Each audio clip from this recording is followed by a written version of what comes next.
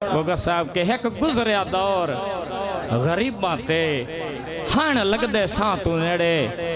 फरहत दियां बाहीं ते सम के लाई रखने प्यार दे जेड़े और वत किस्मत इंज दे पर मारे होए लगदे ढेर परेड़े हा सर दा टाइम मुसाफरां ते पै विच परदेस निखेड़े हा सर दा टाइम मुसाफरां ते पै विच परदेस निखेड़े कि शाला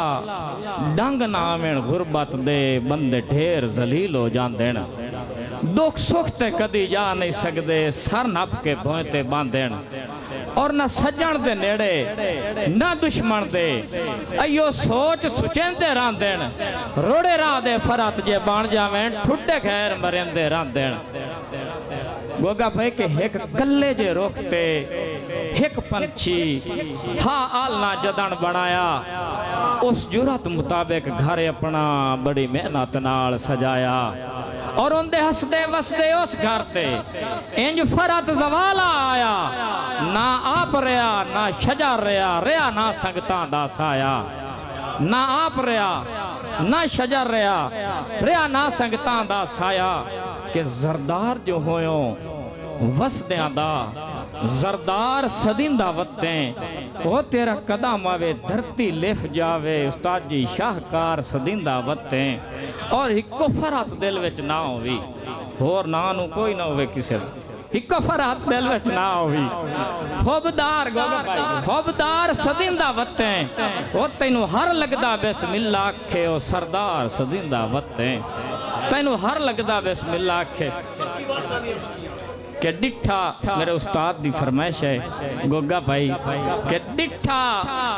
पक्षी वासां दियां पखियां विच एक बशर खड़ोता होया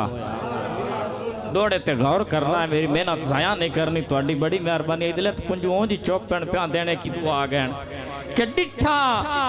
पक्षी वासां दियां पखियां विच एक बशर खड़ोता होया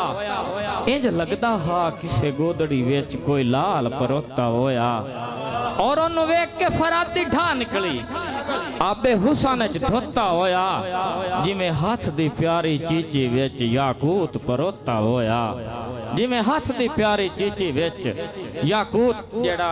मुशहरे दे बानी है ना इन्हां ने मुण एक दुआ दे के सटे छड़ देना हां जी कि शाला गोगा भाई ये खास कर तुहाडे वास्ते जेड़े तुहाडे नाल बानी है उन्हां वास्ते कि शाला साजा बख्त बुलंद होवी मेरी तरफों यार दुआई अख वालना भी जिंदगी भर मौला देवी सेहत शफाई और तू तो ठड़ियां पींगा झूठता रहे तत्ती लगी ना फरत हवाई वंगू हातिम ताई दे वंडदा रहे देवी इतना रिजा खुदाई वंगू हातिम ताई दे वंडदा रहे देवी इतना रिजा खुदाई